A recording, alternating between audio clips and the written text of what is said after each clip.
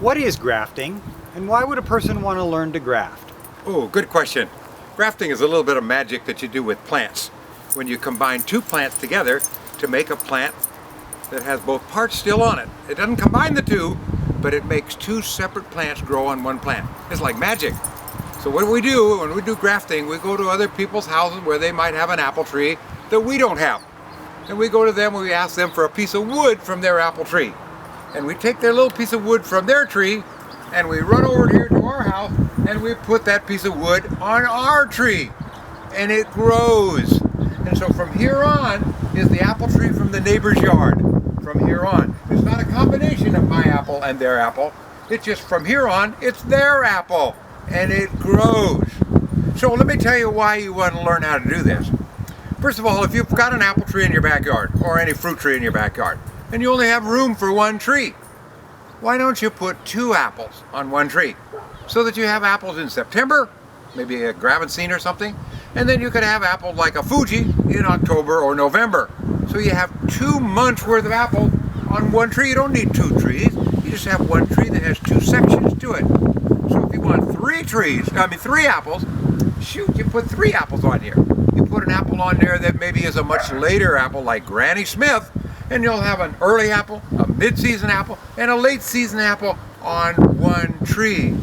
Now this particular tree here is an apple tree where I put apples that I don't know very well. So when people give me an apple from their house and they don't know the name of it, I don't plant a whole tree of that. I don't even know what it is. So I bring it over here and I put it right on my tree and I put unknown from my neighbor's yard. Unknown number 13. And so I have an unknown here. And when it gives me an apple that I like, let's say it gives me this wonderful apple, oh my golly, then I'll know what it is maybe. If I don't know what it is, I might just name it after my neighbor. So on this tree here, it's kind of like a surrogate mother. I have lots of different apples growing on one tree.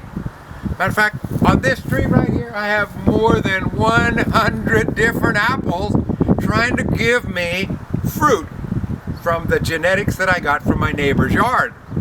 So this tree is very special for me because I don't have room for 100 trees, but I have room for 100 little branches, and each of those little branches, each little branch, all I need is one apple. And I name it, it's called whatever, and I name it, and then I taste it and say, oh my, this one grows good here in San Luis Obispo. So then I could make a tree, if I wanted to. I could make a whole tree of this by grafting it to a rootstock someday. So this is a great tree for that reason. Another reason why you'd like to graft, most trees do better if they have a pollinator, a flower that's blooming at the same time as the flower that you want for your tree. This apple likes a pollinator.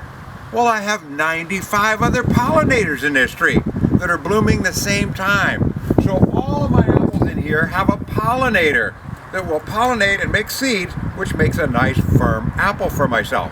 So not only do I have apples in different times of the year, but I'm testing out apples, and I also have a wonderful way of pollinating because I got pollinator flowers in here all through the spring.